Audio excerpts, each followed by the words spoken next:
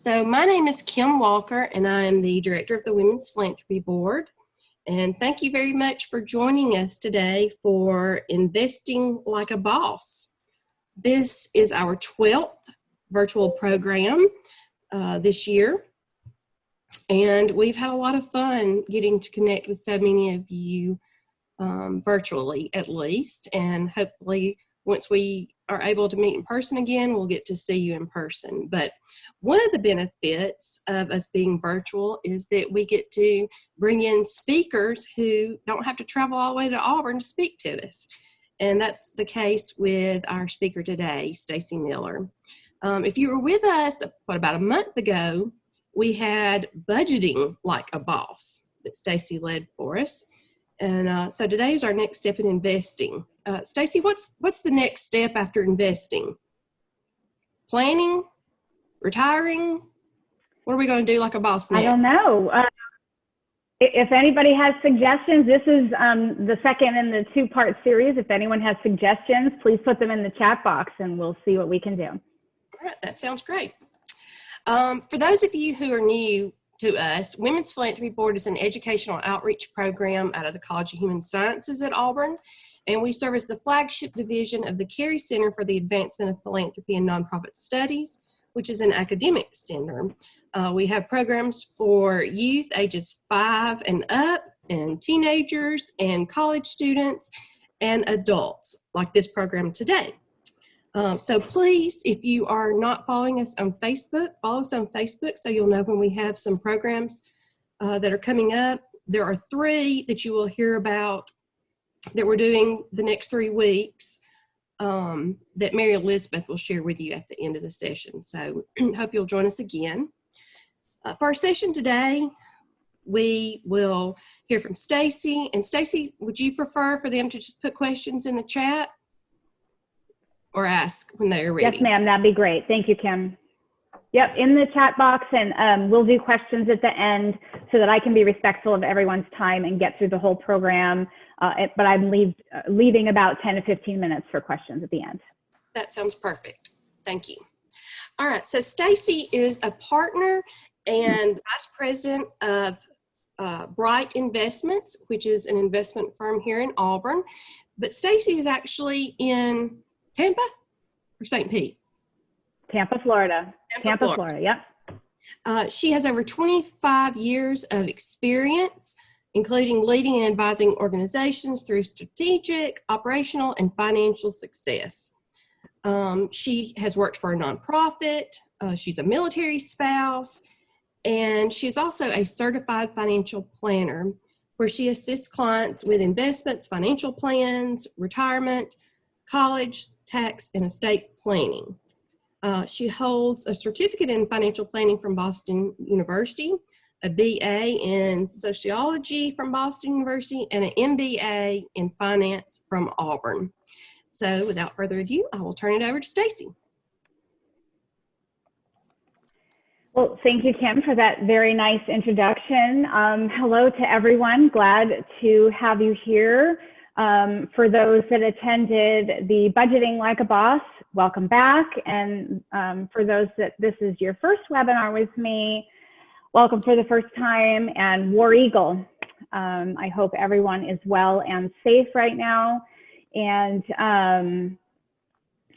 looking forward to having a great discussion today. So can everyone see the screen? It should have the first screen, Investing Like a Boss. Kim, are we still good on slides? No, you can't see? We're just seeing the gallery view right now of everyone.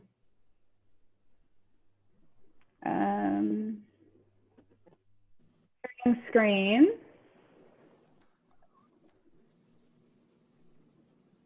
And I can't see the chat box, so if somebody's putting something in the chat box, Kim, please let me know if somebody's. Nobody can see the screen? Nobody can see the screen. All right, let's try it again.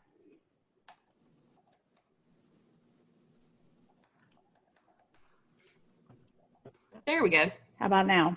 Perfect. Okay. Now, last time, can you, let me. Do you see the slides moving? Yes. Yes, okay. Yay! Technology, not my strength. She listed a bunch of other things.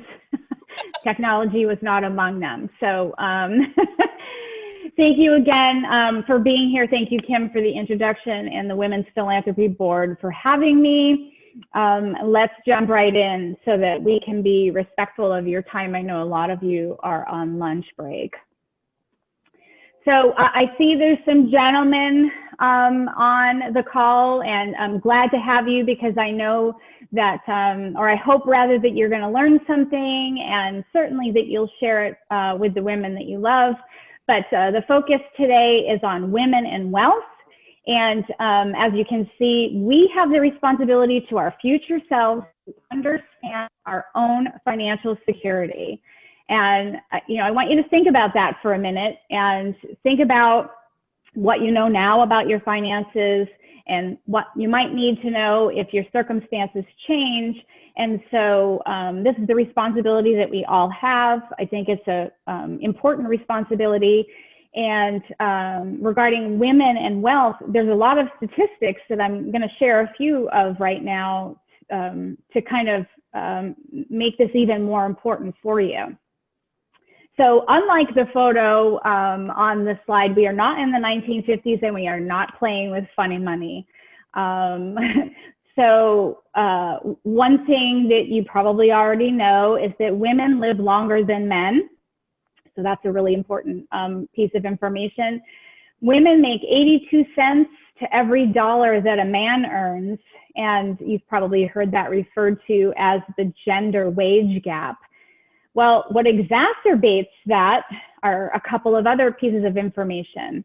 Women are often the primary caregivers, taking time off of work to care for children and or senior parents. And so this means missing the opportunity to earn, save, and invest during those time periods. And so that takes the gender wage gap and makes it into something bigger that we call the gender wealth gap. So that's why we're here today, so we can learn a little bit more. Women often defer financial responsibilities to their spouse, not always, but often.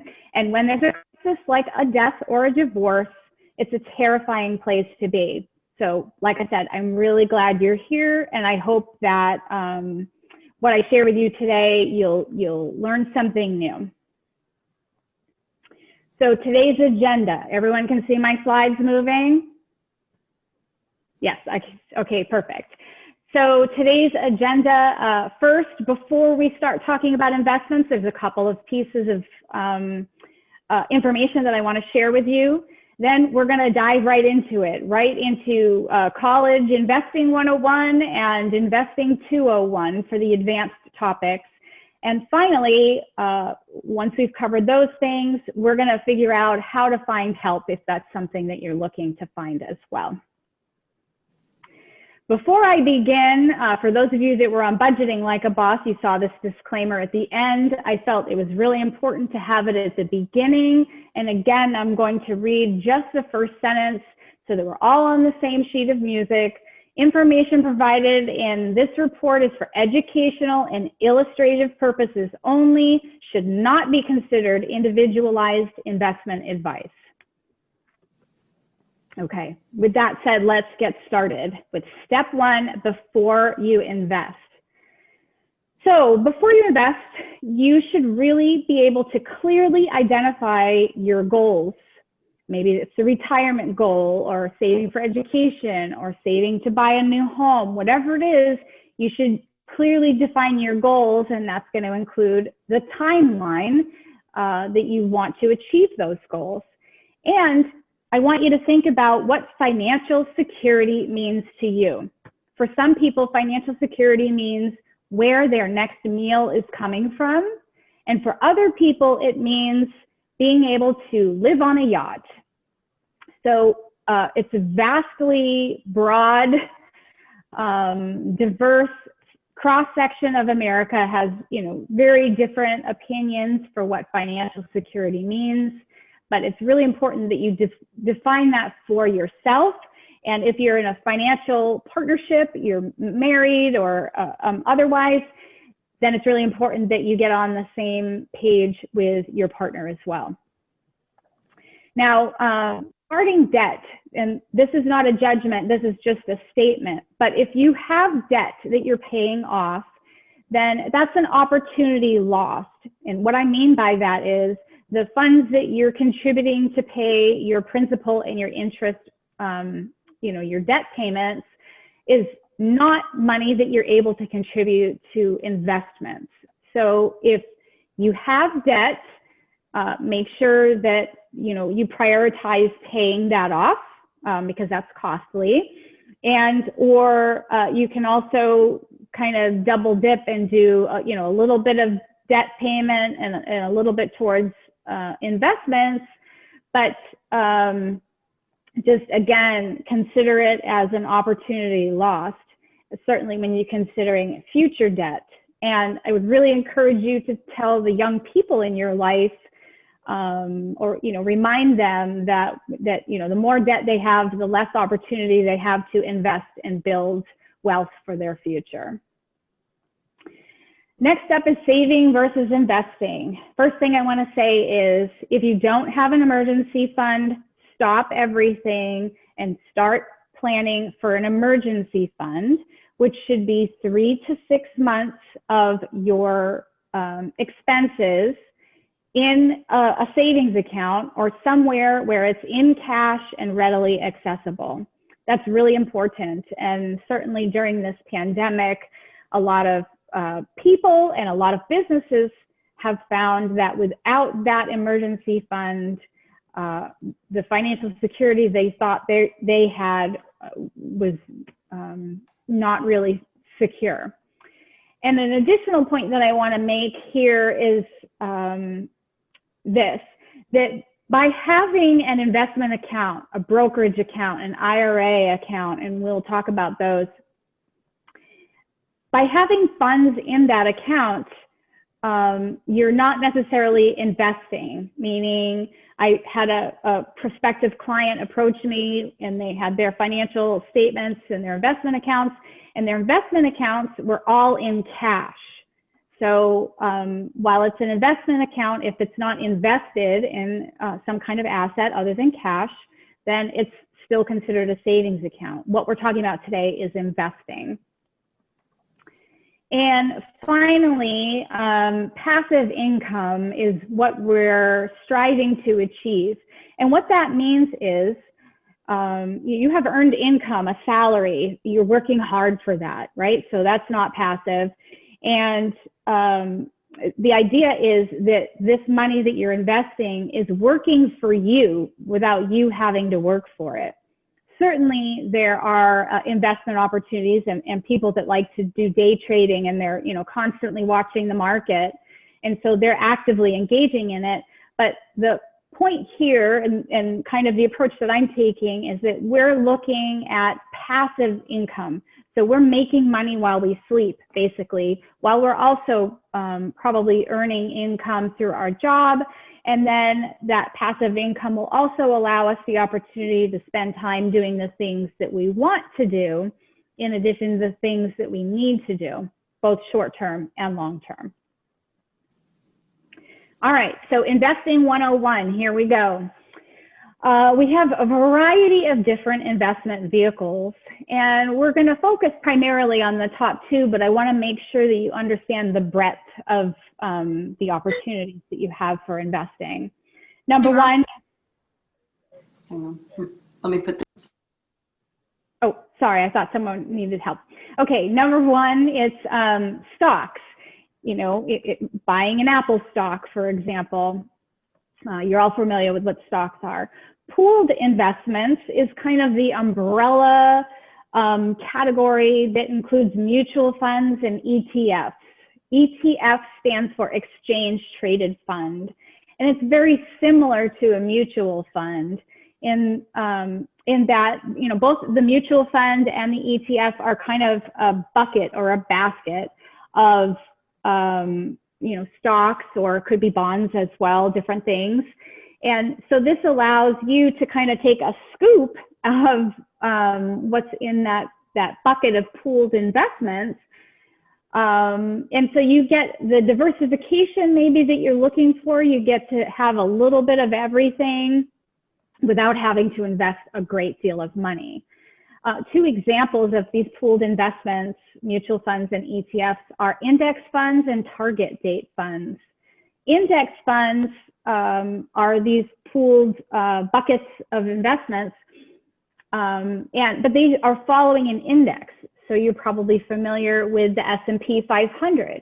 So in this bucket would be 500 stocks, so that it's mimicking the S&P 500. And when you make an investment in an index fund, you get a little scoop of that. So you get a little tiny piece of all 500 stocks. Again, using stocks as an example. Target date funds, maybe in your 401ks, you are invested in a target date 2040 fund, for example.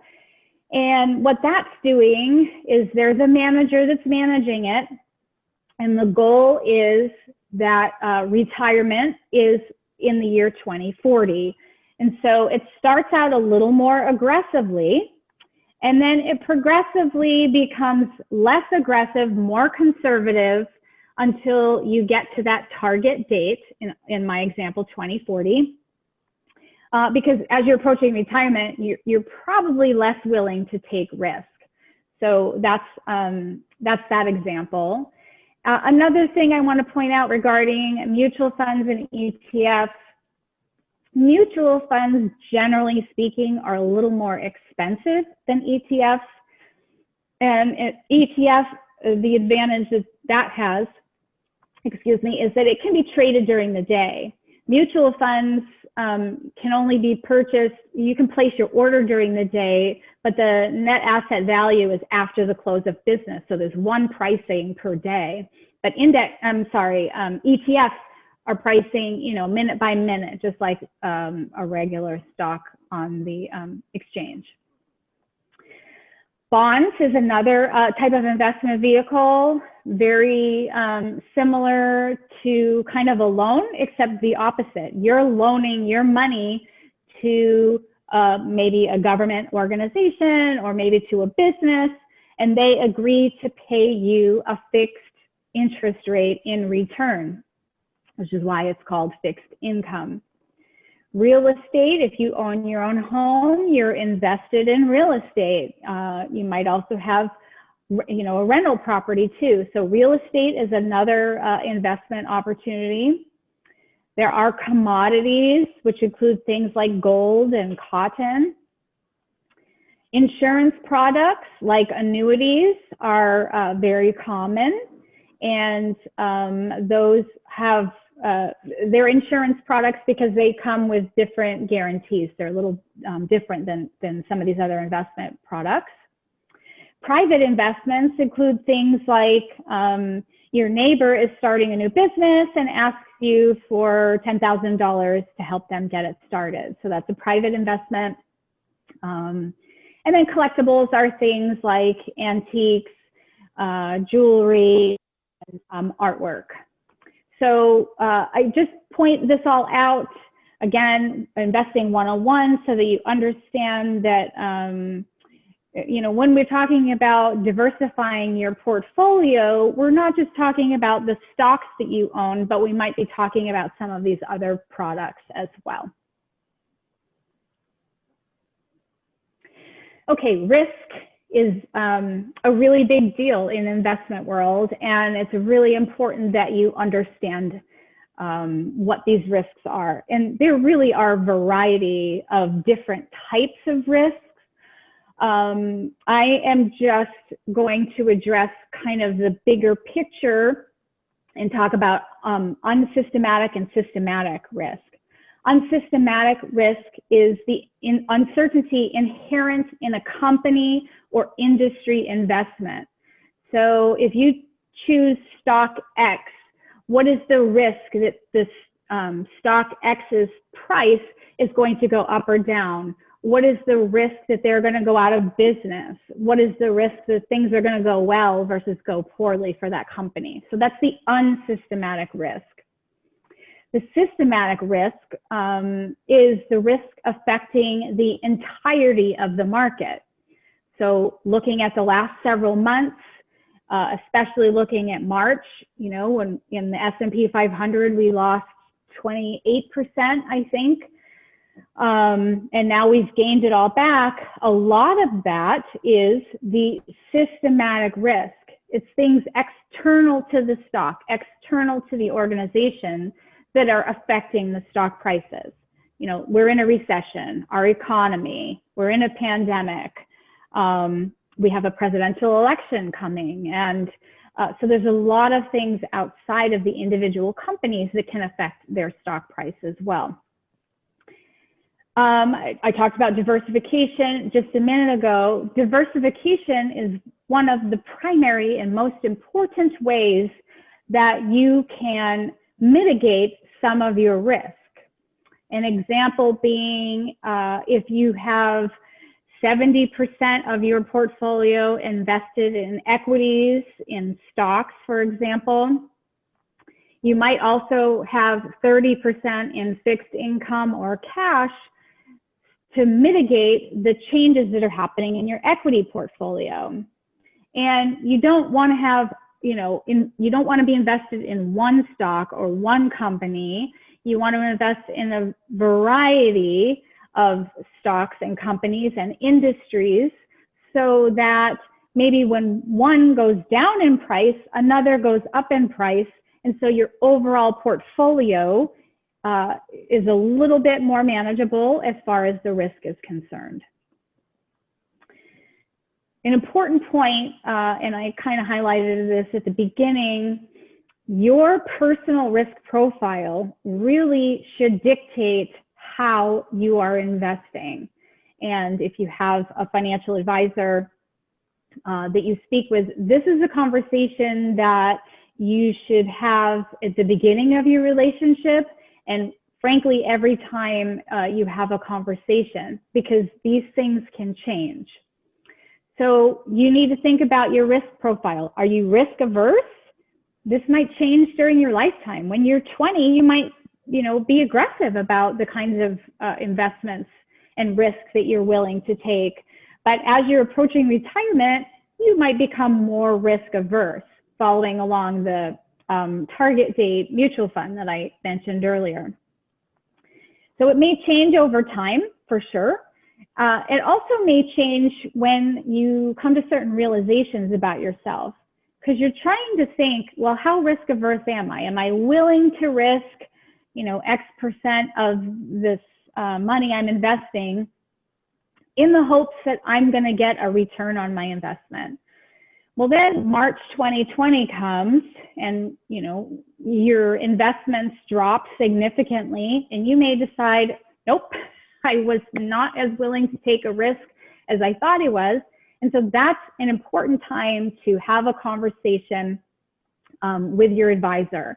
Make sure that you understand your risk profile, make sure that they understand your risk profile so that you can be diversified and set up accordingly.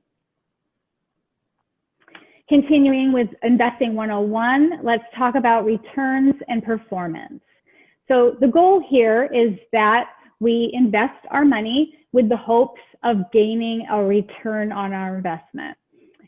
Generally speaking, people hope that the more risk I take, the more return I'm going to get.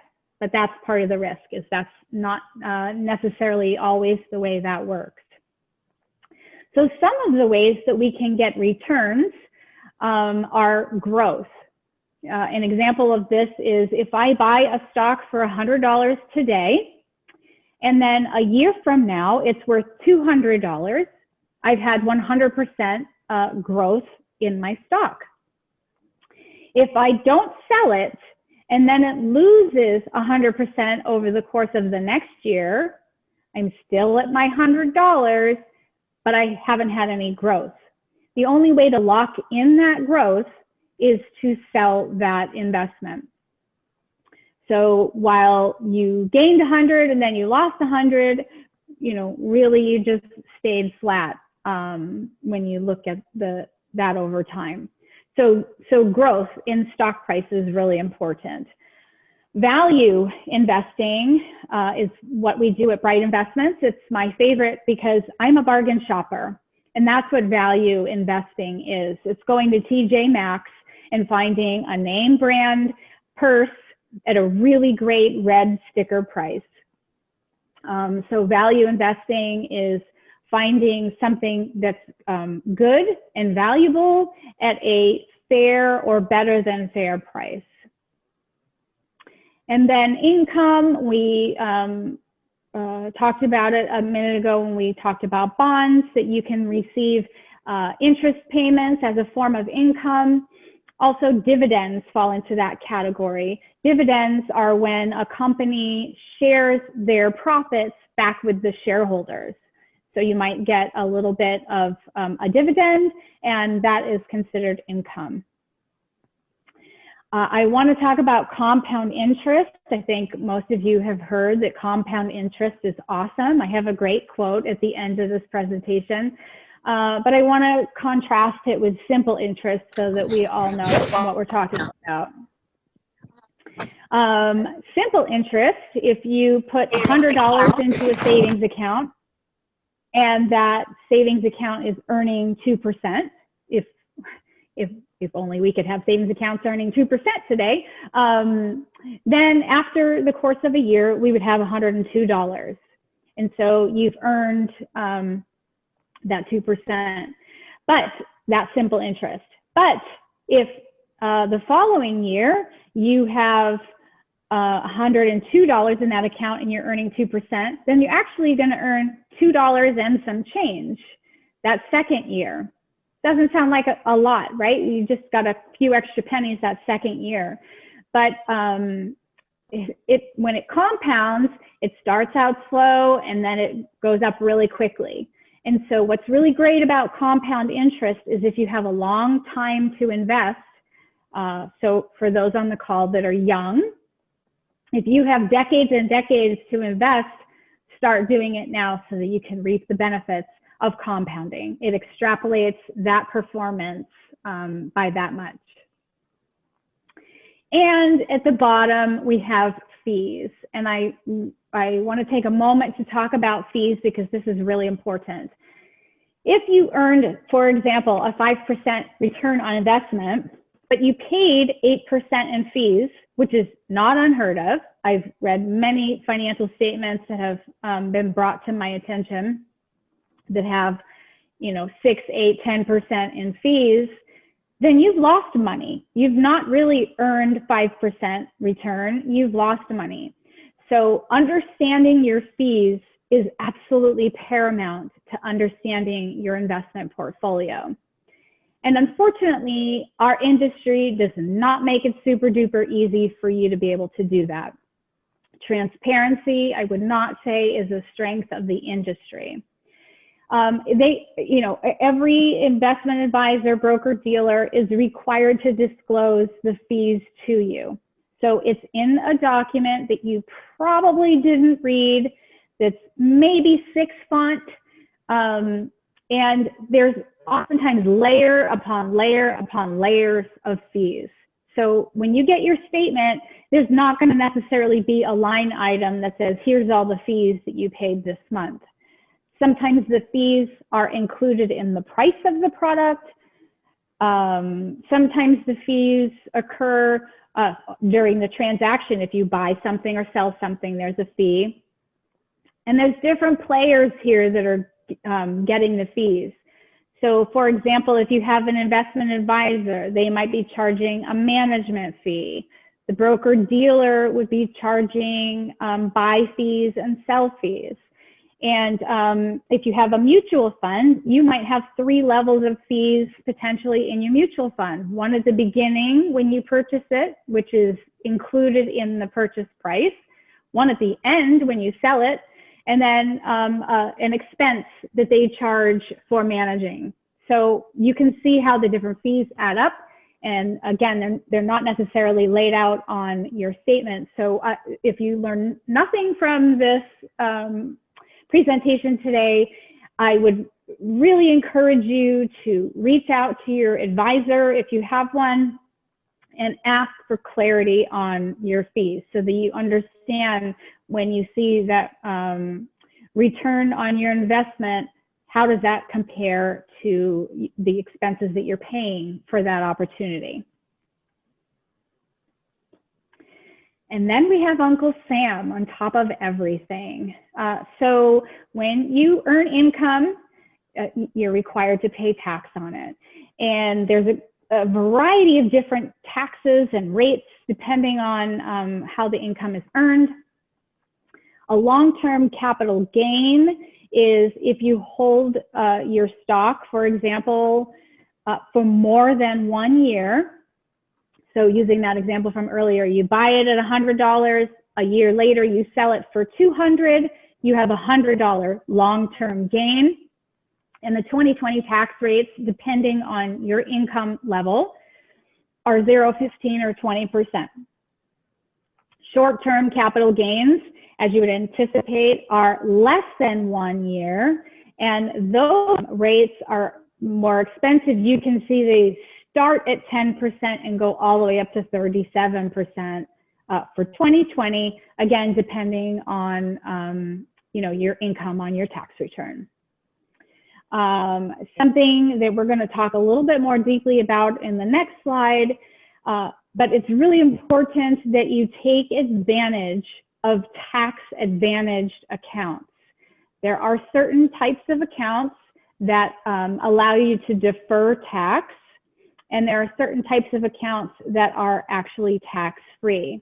They come with rules and regulations for those benefits, and again, we'll dig into those a little bit more on the next slide, but I just want to encourage you, take advantage of those tax-advantaged accounts before you have a regular brokerage account and pay taxes on your investment returns. And finally, legislative changes. So the last time we got a new president, we got the Tax Cuts and Jobs Act, really changed the tax landscape for America. And then even the Secure Act that we just had this year changed the tax landscape again. So these numbers that I have on the slide are all subject to change. And we have another presidential election this fall. Anticipate if there's a change, that there will be a change in your tax scenario. So while we have the current data, and you're trying to plan potentially for years and decades down the road, you have to understand that there might need to be some flexibility as the tax landscape changes for you personally. Okay, here we are at Investing 201. Let's talk about some of these advanced topics. I want to start out by saying, like I just alluded to a minute ago, there are a lot of rules to follow for these products that I'm talking about and these accounts that I'm talking about. So I'm going to remind you again at the end of this slide that it's really important to follow the rules carefully in order to get the tax-deferred or tax-free status of these accounts. So let's start with the traditional IRA. That is pre-tax income that can grow tax-deferred. The 2020 limit is $6,000. You can contribute up to $6,000 in that account, or $7,000 if you're 50 years old or older. Income thresholds apply, meaning if you make too much money, you maybe can't do a tax deductible contribution. And, so I said that ahead of time, your contribution into a traditional IRA, if you are within the limits, is tax deductible. And it is tax deferred, which means you'll pay taxes on the capital gains and the dividends when you withdraw the money. Now, with this retirement account, if you withdraw the money before you're 59.5 years old, not only will you pay taxes on those capital gains and dividends, you'll pay a hefty penalty. So anything you put into a traditional IRA, you should plan to keep in that traditional IRA until you're at least 59 and a half years old. RMDs are required minimum distribution. So the Secure Act that just came out this year changed that the age that you were required to take this distribution from 70 and a half years old to 72 years old. And what that means is once you hit that age, you are required to withdraw a certain percentage of your IRA out, which means you're going to have a tax bill because remember, this is tax deferred. And so that's just a reminder, generally speaking, when you're retired, your tax rate drops because your earned income drops. Not always, but oftentimes that's the case. And so deferring the taxes until your retirement is beneficial for you for that reason. Next up is a Roth IRA. You're contributing after-tax dollars to that account. It is not tax deductible like the traditional IRA is, but that money can grow to be tax-free, provided certain conditions are satisfied. So income thresholds may apply for a Roth IRA. The 2020 limit for contributions, again, is $6,000 if you're under 50 or $7,000 if you're 50 and over. Here's something interesting. You can actually roll over a traditional IRA, which remember is tax deferred, into a Roth IRA, which becomes tax-free. In order to do that, you pay tax at the time of the withdrawal. And let's take 2020 as an example. A lot of people are doing this rollover in 2020 because their income levels have dropped, potentially because they were furloughed or laid off or their hours dropped. And so their income level dropped to a lower tax level, so it's advantageous for them to pay the deferred tax in the traditional IRA this year, roll it into a Roth IRA, which you can pull out tax-free in retirement. A backdoor Roth, very similar. It is a rollover, similar to what I just said. A lot of wealthy folks choose to do this because they are outside of the ability to contribute to a Roth IRA because of their income. So they roll over the tax deferred traditional IRA to the Roth IRA.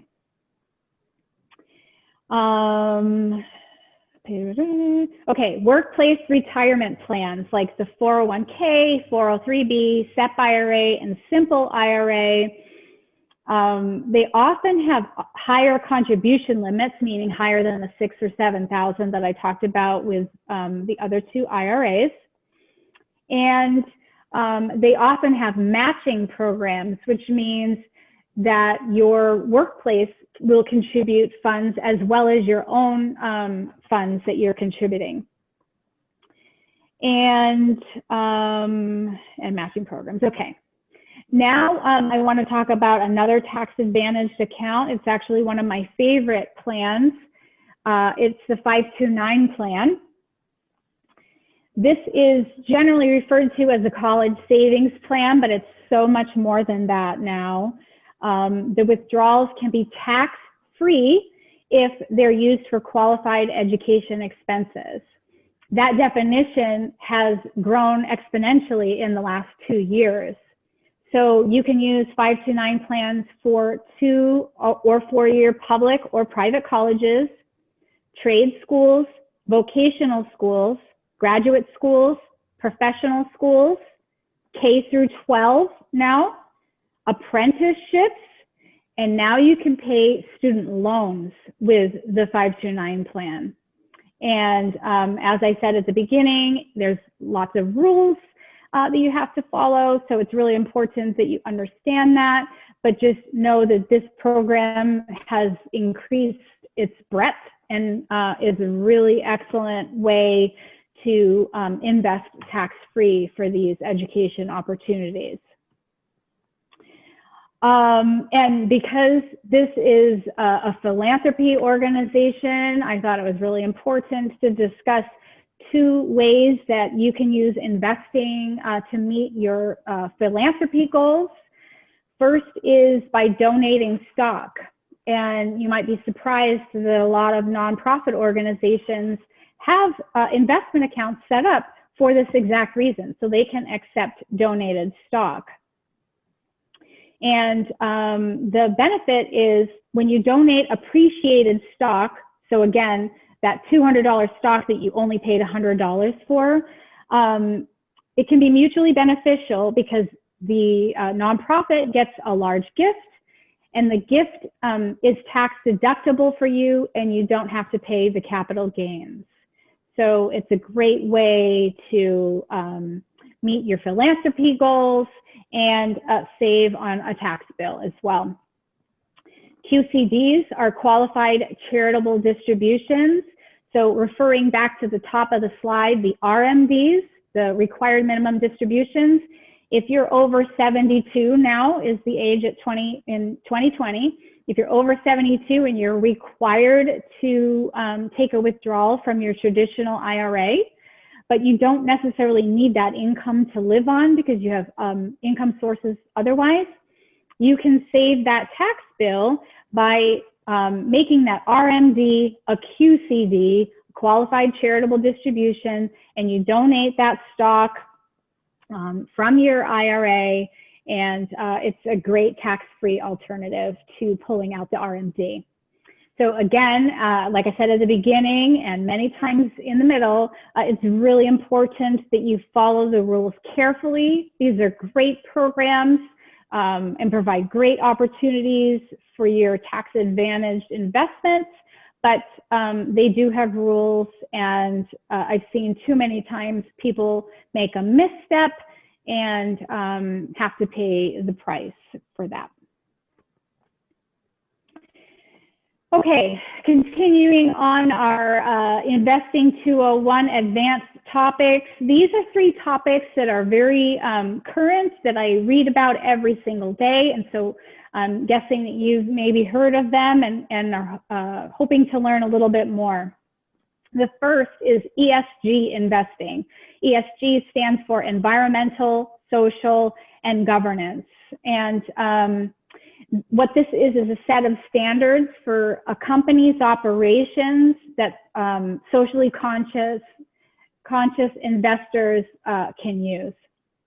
So some examples are environmental impact, gender and diversity issues, and political stance. And what's really important, what I really want to emphasize is with this is that you first consider what your goals and your risk return profile are, and then if you're interested in ESG investing, that be a secondary conversation. Stock splits. Yesterday, both Apple and Tesla had stock splits. And just using round numbers for the example, Apple had a 4-for-1 split.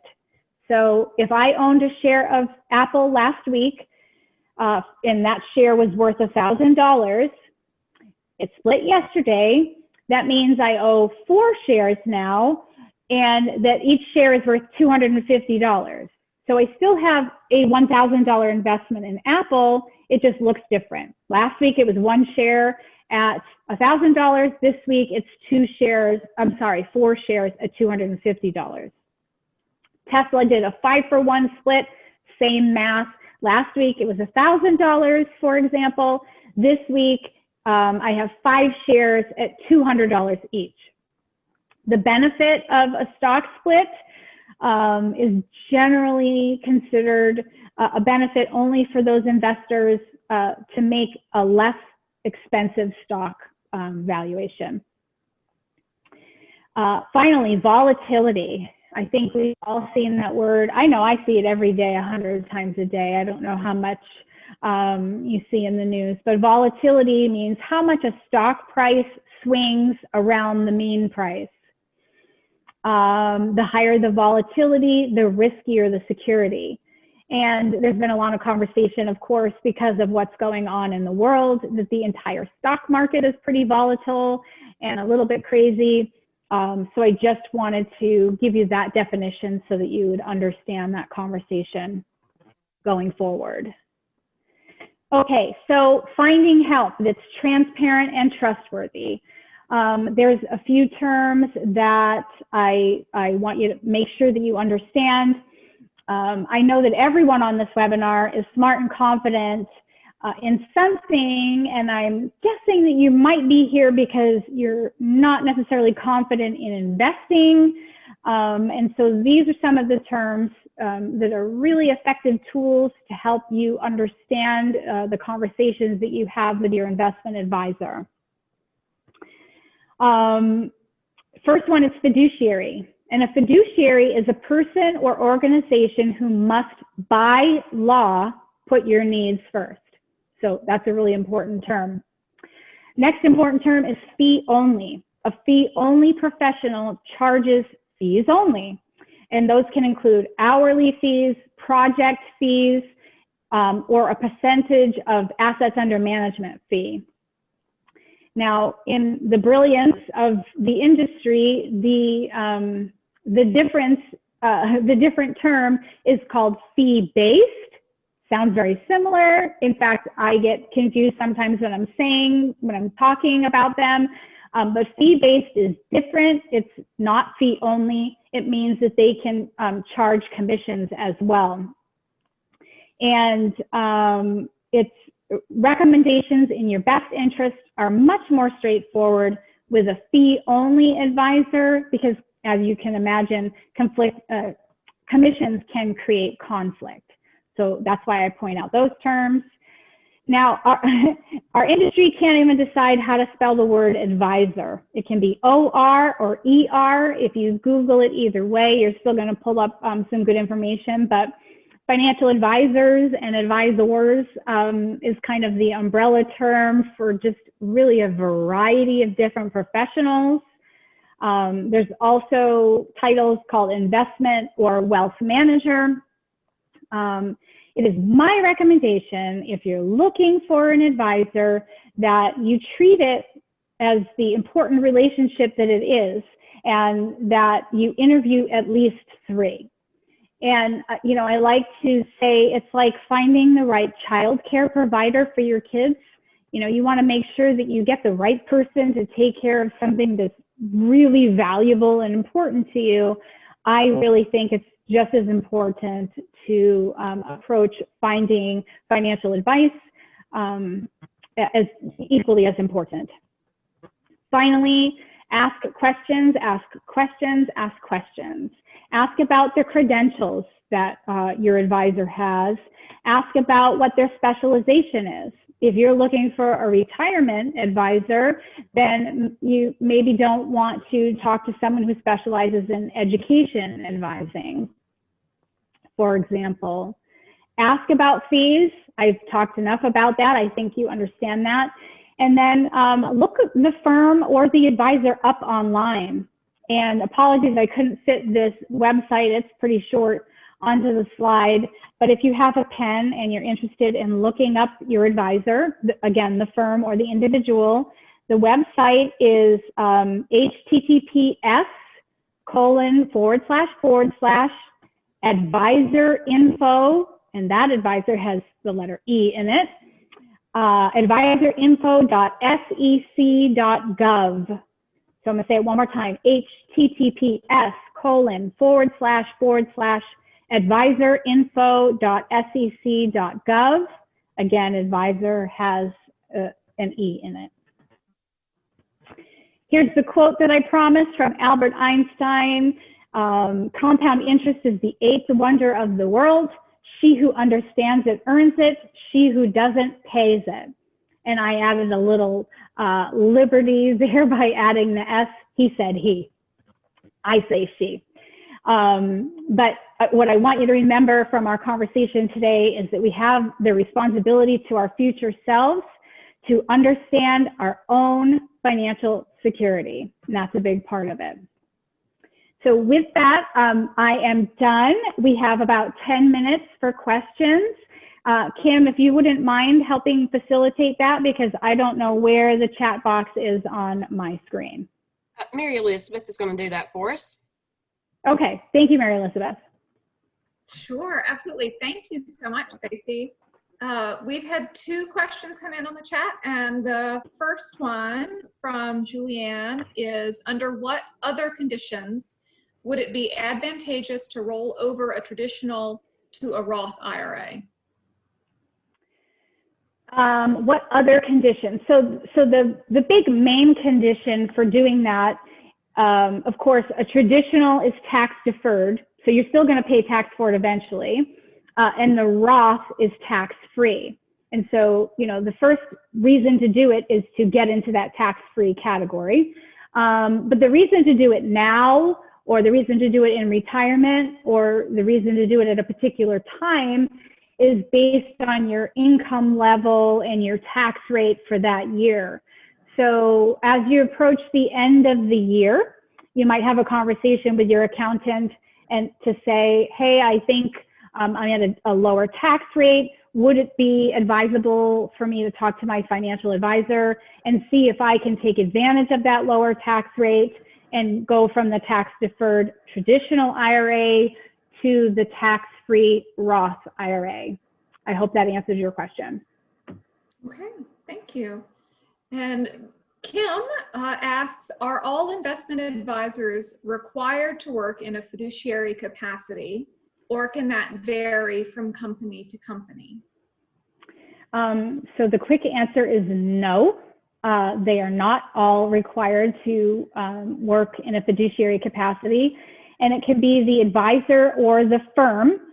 For example, Bright Investments is a fiduciary firm. I'm a fiduciary advisor. It's not required, and you know, people aren't terribly transparent about it unless they are a fiduciary. Then they kind of want to make sure that people know about it. If they're not a fiduciary, then it's, you know, it's just not on their website. It's not, you know, advertised anywhere. They don't need to tell you that they're not a fiduciary, but that's why it's a great question to ask. So thank you, Kim, for that question. Sid wants to know if you can elaborate some more on, now I don't know if this is an acronym, so I apologize, Sid, on a SEP IRA. I don't know if. Okay. Sure. Yep. So SEP IRA was one of those company-based retirement plans that I had mentioned without getting into it. Let me pull out my notes so I get the numbers right for you, Sid. Let's see. So SEP IRA allows you to, it's a less expensive way to have a retirement plan for a small business generally. So, you know, large organizations have a 401k. SEP IRA is similar in that it's a workplace retirement plan, but it's geared towards small businesses, even sole proprietor, individually owned businesses. And the SEP IRA contribution limits are, let's see. Apologies, as I've got to look this up on me. There's a lot of numbers to know here. Where is it? Okay, so you can contribute $13,500 per year if you're under 50, and $16,500 per year if you are over 50. And I hope that answers your question. Okay, thank you. Mimi asks, how beneficial are CDs?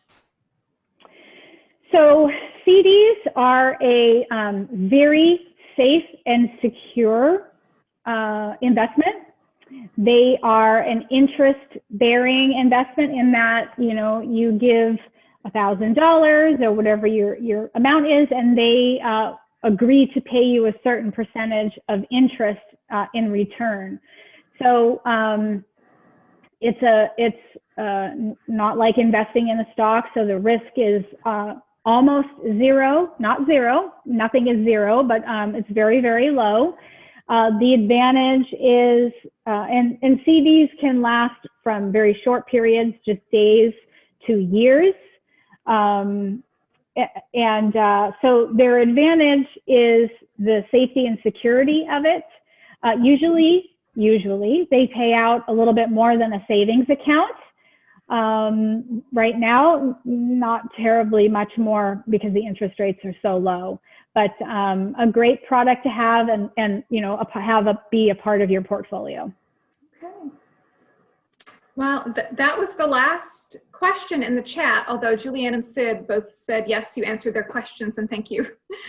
Okay, great. So does anyone else have a question that they would like to just yell out?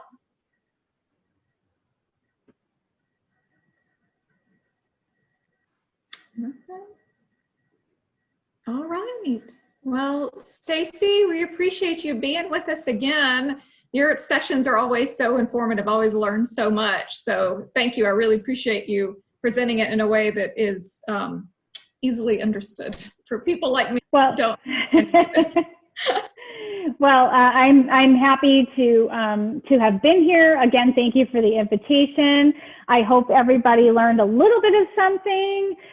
Here you can see my contact information. If you have a question, please shoot me an email or reach out privately, and I'm happy to continue the conversation in any way that your audience needs. Okay, thank you. We did have a good question come in from Mimi for us, which is great. Thank you, Mimi. Yes, we will be posting this video to our YouTube page. So we record almost all of our educational programs. So this will be up on our YouTube page within the next couple of days or so. And if you missed the Budgeting Like a Boss session from about a month ago, you can also view that one on our YouTube page. So thank you, Mimi, for asking that question. And we do have some wonderful programs coming up the rest of this month. We have next week, the Hunger Solutions Institute is going to be talking about their work to solve world hunger, but especially focused in Alabama. A couple weeks from now, we'll have the Alabama Women's Commission talking about the work that they're doing to promote women's health and financial learning and all kinds of different things within the state of Alabama. And at the end of the month, we have a program on the Girls Ranch. So please follow us on Facebook to get information about all of those programs. And if you're not already on our friends list or would like more information about how to join Women's Philanthropy Board, you can reach out to either me or Kim. And Kim has posted the YouTube channel in the chat for everybody. So thank you very much, everyone, for joining us. We hope to see you again. Thank you. Thank you, Stacy. Lots of very positive comments in the chat. It seemed like this was very helpful for everyone. Oh, good, good. I wish I could figure out how. Hey, Stacy, it's Sid. Let me see how I can. Stacy. That was awesome. That was amazing. And hey, I want you to know that I'm this stuff once it's loaded up into YouTube. I'm putting this stuff into my class. Oh, good. What class do you teach? I teach a class called Gender Wealth and Philanthropy, and what you've been talking about is right. It's wonderful content to add to it. So thank you so much. You're doing a great job with these. Yes, ma'am. I appreciate that. Thank you. Thank you. Bye, everyone. Bye, ladies.